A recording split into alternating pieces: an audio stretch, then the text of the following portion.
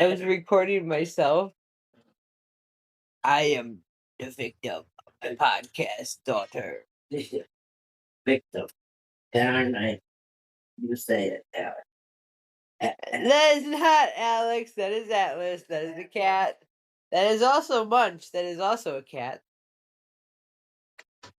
Anyways, welcome to Felt Feeling. That was my mother leaving the room if she's too embarrassed to be on my podcast. Um, so yeah, it's been a while. Last time I think I had a recording was last summer, so a lot has happened. Right after my last root beer float analogy, I think was the last one I did, and then my dad untimely fell hard, very hard. Left clavicle, left like the whole shoulder plate, like everything was shattered. Hip shattered, arm was completely useless. Leg, hip, I mean, like everything. Left, I think it was just left side. I try to forget. Um, so then they say, well, we can do surgery. We can repair some of these bones the necessary bones. And then we decide that the arm isn't necessary, so that was the thing that was next. And then we decide that the kidneys are failing, so we have to do dialysis that is not working.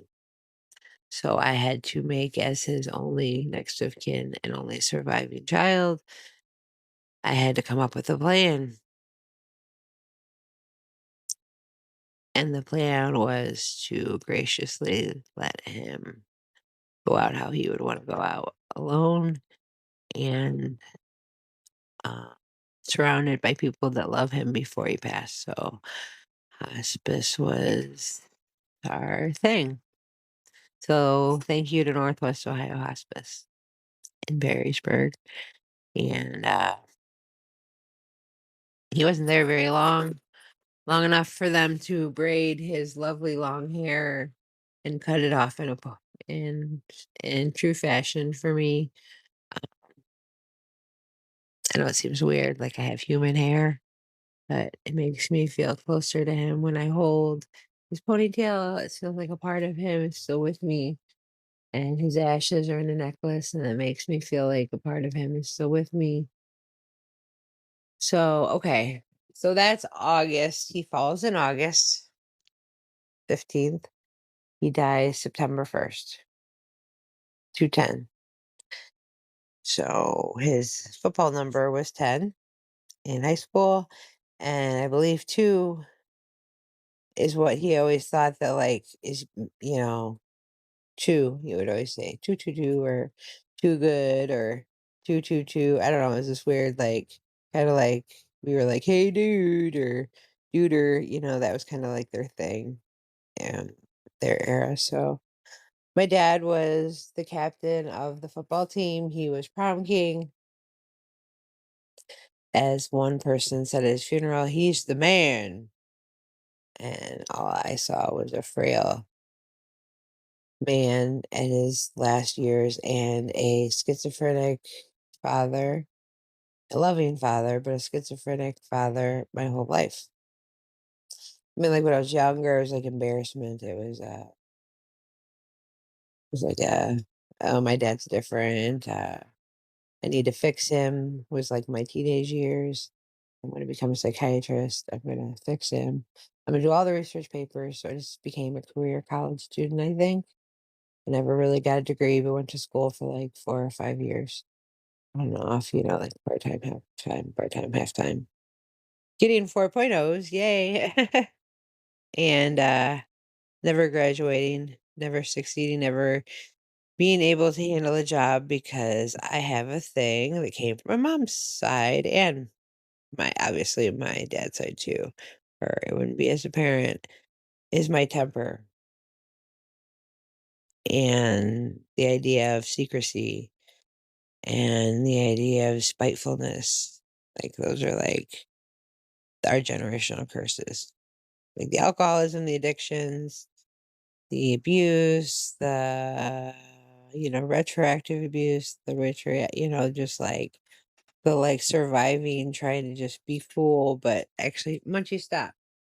Trying to get, like, a good way to, cope with, like, generational gaps, generational things that we should have stopped.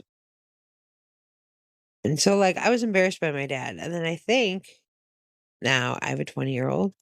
Happy birthday to him today. The boy has become closer to a man at 21, and I'm like, "Whoa," I have a 20-year-old son. Like, I remember, like, thinking back, like, what would it be like? What would I go through? I kinda, like, obviously, kinda in the back of my head thought divorce would be an option, and I would be here just getting divorced last October and being in a relationship for the last 5 years on and off and being in a committed thing, like, with the same man, the 5-year guy for, like, almost 4, and not even thinking twice about anybody else but him because he treated me the way I needed to be treated. So, like, I always thought I failed, like, I failed at being a mom, failed at being a wife, failed at being faithful, failed at being a Christian. I mean, that's, like, the cult following of my existence, being raised by a cult member, the original, like, Forever Family, and now he's gone. Legacy's gone. Medium has slowly gone away. Him talking to me back, telling me I'm doing okay. I think that's the hardest part, like, not hearing him because he used to call me, like, absolutely every day, like, "Hey, Hath, what's going on today? How did you treat someone else today?" Like, those kind of questions. And now I'm, like, in this weird bubble of disbelief and, like, bewilderment and rage and sadness and, like, hopefulness, and then, like, feeling like I don't belong in this world without him in here. And then you realize, like, you snap back into reality and you're thankful, and then it just starts all over again. It's like, that's my cycle of grief. It's like, okay, I accepted it, then I have to handle it, then I have to show people that I can grieve, not grieve myself, but show people that I'm handling it, like the strong, independent woman. Then I have to get to the point where I'm like, okay, now I am a faithful, wife-ish person to my partner, wifey, friend, best friend, partner, comrade, partner in crime, even though he doesn't do any, it's like, and then I see this and I'm like, so what do I do? Perfect, perfect, catastrophic, catastrophizing. Let's cause chaos, Heather. Like, so then I get suicidal. Like, where in God's green earth where'd that come from?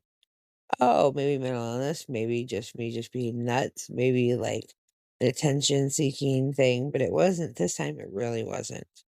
Like, it was scary. So, um, I'm not going to go any more into detail with that just because I don't want to trigger anybody.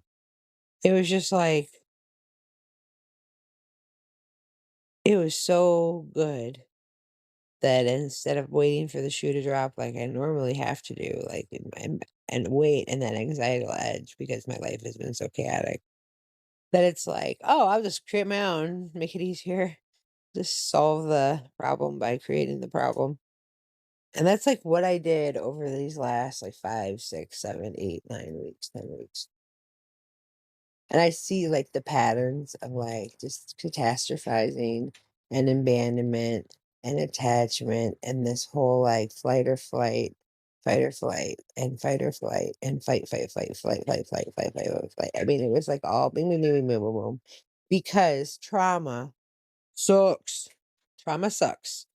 When you go through it once, okay. Twice, okay. 3 times, okay. 4 times, okay. 5 times, okay. 6 times, okay. 7 times, okay. And then, like, we're listing them all for your therapist a couple summers ago, and we listed, like, over 31 traumas. Like, that is too much for one to bear. Like, some people just lose a job. There's their trauma. Like, if you don't have an income for, like, 2 weeks, oh my god, what are we gonna do? Some is just dropping out of college. You had an opportunity and you dropped out, so it was your choice. So your own trauma was your own choice. Like, I know I've made some choices in my life that have created my trauma. Obviously, I am not blameless for my trauma or any like I put myself in that position, but I put myself in that position, you know, in life. And then it's like, well, oh, I'm gonna act like it's everybody else's fault. It's my fault. So I'm catastrophizing. So I'm outsourcing my anger to everybody else. I'm raging against not the machine, but myself. I'm like, oh, well, these people care about me, so let's just push them the fuck far away. Like, what the hell, Heather? Like, I have really good, solid, genuine, beautiful people in my life. I have genuine, solid son, daughter, hopefully someday birth daughter relationship. And I have a solid partner. I have a great mom who's been through every step of this way with me. I have a beautiful home, a garden, now a barn, a remodeled basement. Like, it's just like, why? Like, I still don't feel worthy of the good. We have this sign that says family rules. And there's just random things, and the bottom is "Be yourself," which I never thought I ever could. I didn't who even know who I was until maybe 2 years ago. Do your best. That was, like, the main one that I always just figured out. I was like, "Perfectionist. Get this right, and you'll get this. Get this right, you'll get this. Do this, and then you're even better than this." Okay, but then the next one is be generous with hugs. Yeah, was married 20 years to a guy who wouldn't hug a stranger. Weird, I know. Work hard. Haven't worked since I was 20 on books. Say I love you. Say it too much sometimes. Keep your promises. And it has like 2 vines growing across her. I'm like, yeah, doing great on that one. So we're gonna go to family rules. And it says try new things. So I do this podcast, and then my life goes to complete crap. Help others, and then in the middle is the best part. I don't know what that was, but this is Ohio for you guys. The middle of it just says, "Be grateful." That's it. That is the felt feeling. Be grateful. Like, the first one was, "You are enough," but who are you to say you are enough if you don't even if you're not grateful first, you don't know what enough is. Gratefulness, gratitude, humbling yourself under someone else, not thinking above. I am probably the most jealous person on the planet, but I don't need for anything. Why does that make sense? I think it's because I literally lived the complete opposite. I had nothing. I had no options. I had nothing. I was with a child, gave up the other, for adoption by with love, but I was like, "What the effing crap?" That was funny. It was like, "Oh, I'm gonna do a SNL skit and try to cuss the worst without saying the worst, without seeing it up with the CUNT." Anyway, so I just think that life grabbed me by the women balls, by my breasts, and just said, "Whoa, we're gonna throw the most crap at this girl today, and she can have it all, but she has to go through all this crap to get there, and then when she finally has it all there, she's like, "Oh, no, no, no, we gotta fuck this up now."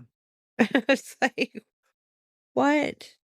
Borderline personality disorder. Newest diagnosis, probably the most accurate.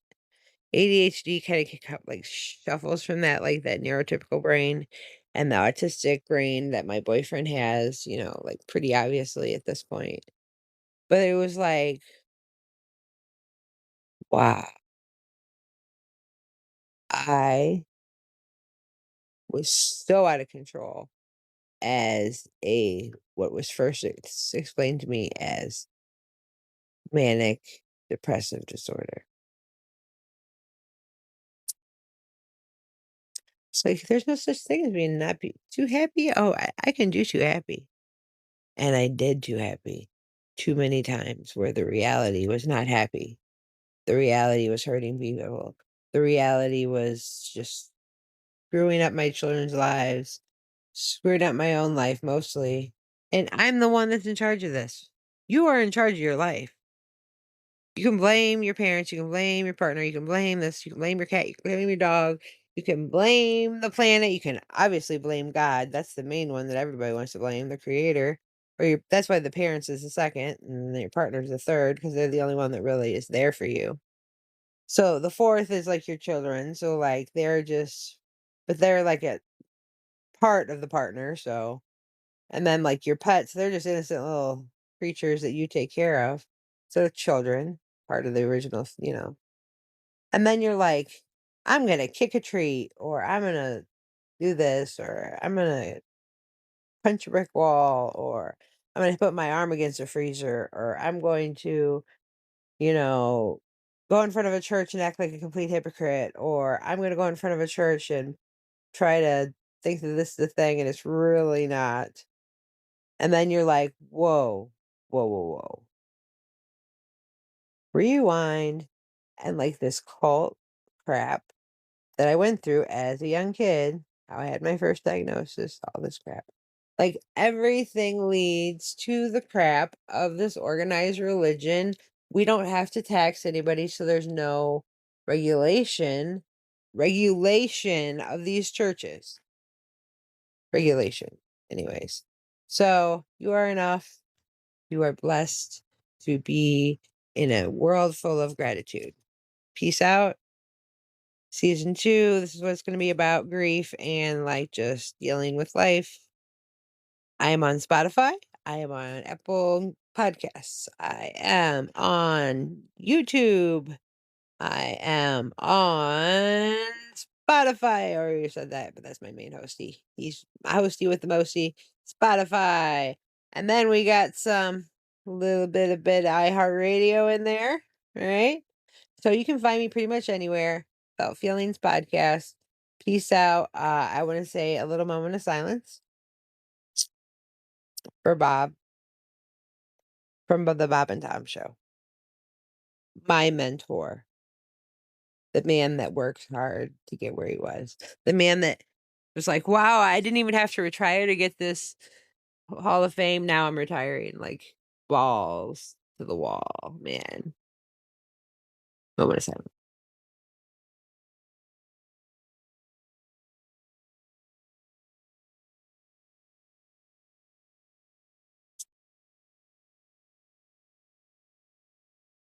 So, that was a tough thing, losing everything and then building myself back up. Now the "doo doo doo doo doo doo" horn would have been really cool right there, but that's the serious note. So, Felt Feelings Podcast. Hope you enjoyed season 2, guys. Take care.